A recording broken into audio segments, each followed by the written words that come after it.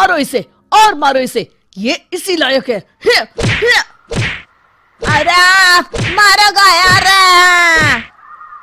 सरपंच जी, कालिया को चोरी करते हुए हम सब ने रंगे हाथ पकड़ा है। अब इसे गांव से बाहर निकाल देने में ही हम सबकी भलाई है। तो देर किस बात की है, अभी इसे धक्के मार के इस गांव के बाहर का रास्ता दिखा दो। अरे सरपंच ऐसा मत करिए, मुझे एक मौका और दीजिए, मैं दोबारा कभी चोरी नहीं करूंगा। लेकिन गांव वाले उसकी एक नहीं सुनते और उसे मार मार के गांव की सीमा के बाहर निकाल देते हैं। हाय, मेरी कमर दर्द के मारे मेरी जान निकली जा रही है। हाय, कमबख्तों ने जम के धुलाई की है मेरी। अरे भगवान करे इनके गांव में भूचाल आ जाए, धरती फट जाए और सब गांव वाले उसमें समा जाए। चलते चलते कालिया जंगल में पहुंच जाता है। उसे वहां एक प्रयोगशाला दिखाई देती है। अरे इस जंगल में ये अजीब सा दिखने वाला घर किसने बनाया है, चल कर देखना पड़ेगा।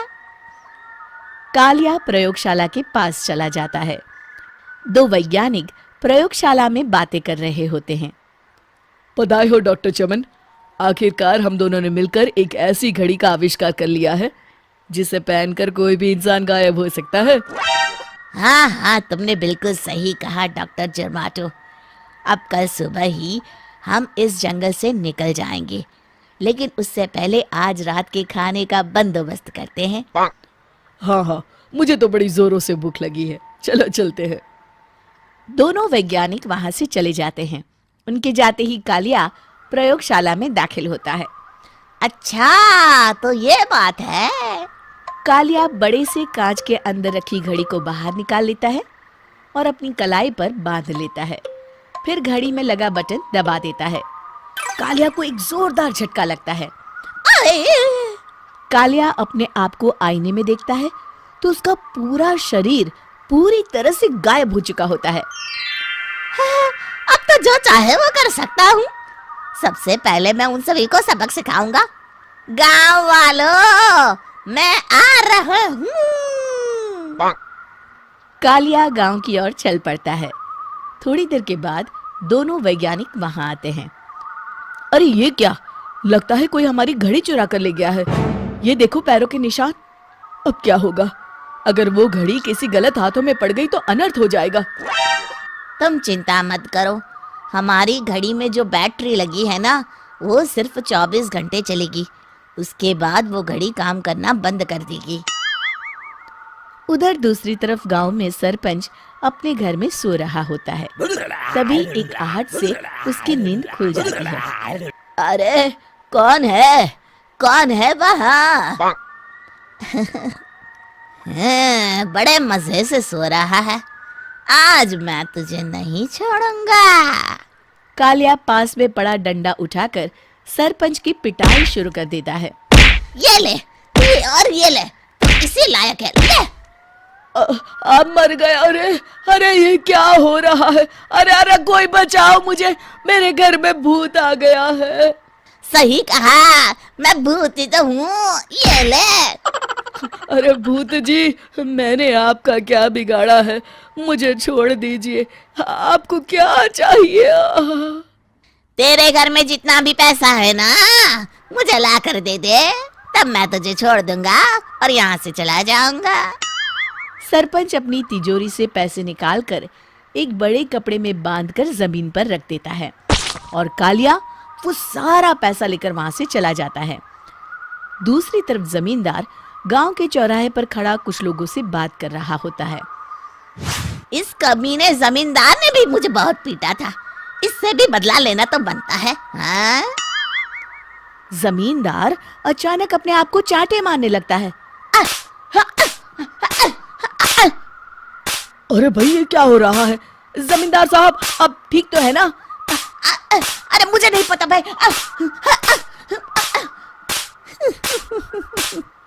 अरे मर गए रे, ये तो पक्का किसी भूत प्रेत का काम है। जमींदार के अंदर कोई भूत आ गया है। इससे पहले कि ये हमारे अंदर आ जाए, मनोहर भाई अपनी जान बचानी है तो भागो यहाँ से। ये क्या? अरे बाप रे बाप, मुझे तो भूतों से बड़ा डर लगता है। मैं तो चला यहाँ से। अगली सुबह इस घटना से पूरे गांव में दहशत फैल जाती है। सभी गांव वाले आपस में बात करने लगते हैं। अरे भाई, पता नहीं कहाँ से हमारे गांव में एक भूत आ गया है। उसने कल रात को सरपंच और जमींदार की खूब पिटाई की और उनके सारे पैसे भी लेकर चला गया। हाँ भाई हाँ, ये भूत तो मुझे बड़ा अजीब लगता है। मेरी समझ में नहीं आता कि भूत उन पैसों का करेगा क्या। अरे तेल में पकोड़े बना के तलेगा बेवकूफ। इस बात की चिंता करके कहीं वो भूत हमारे घर में ना आ जाए। तुम बिल्कुल सही कह रहे हो आर्या, मैं भी इसी बात से घबरा रहा हूँ। अच्छा, अब मैं अपने घर जा रहा हूँ। तुम सब भी अपने अपने घर चले जाओ, उस भूत का कोई भरोसा नहीं है। हाँ। तीनों वहां से चले जाते हैं। दूसरी तरफ कालिया सारे पैसों को एक खंडर में छुपा देता है। इतने सारे रुपए तो मैंने अपनी पूरी जिंदगी में एक साथ कभी नहीं देखे। इस तरह कुछ दिनों में मैं अमीर बन जाऊंगा। आज मैं उस मोटे बब्बन को अपना शिकार बनाऊंगा। सुना है दहेज में बहुत सारे पैसे और गहने मिले हैं उसे। रात होते ही कालिया बब्बन के घर में घुस जाता है। हाँ, मिल गई तिजोरी। अब जल्दी से इसे खोलकर सारे पैसे निकाल लेता हूँ। अरे खुल जा खुल जा। खुल गई। कालिया पैसे थैले में भर ही रहा था कि तभी बब्बन उसके बगल में आकर खड़ा हो जाता है। भाई क्या कर रहा है? हाँ? अरे हट। अरे तेरी इतनी हिम्मत, मैं तेरे सामने खड़ा हूँ और तू फिर भी मेरी तिजोरी से पैसे चुरा रहा है। अरे मैं तो गायब हूँ, तू मुझे कैसे देख रहा है? कालिया अपनी घड़ी को देखता है। अरे इसे क्या हो गया है? हाय, लगता है बैटरी खत्म हो गई। अच्छा, तो आज मैं तेरी बैटरी अच्छे से चार्ज कर देता हूँ। अरे भाग्यवान, जरा मेरा डंडा तो लाना। ये मोटा मुझे नहीं छोड़ेगा। अरे भागो। कालिया भागकर घर के बाहर जाता है। बाहर सभी गांव वाले हाथ में डंडा लिए खड़े होते हैं। अच्छा, तो तू वो भूत है?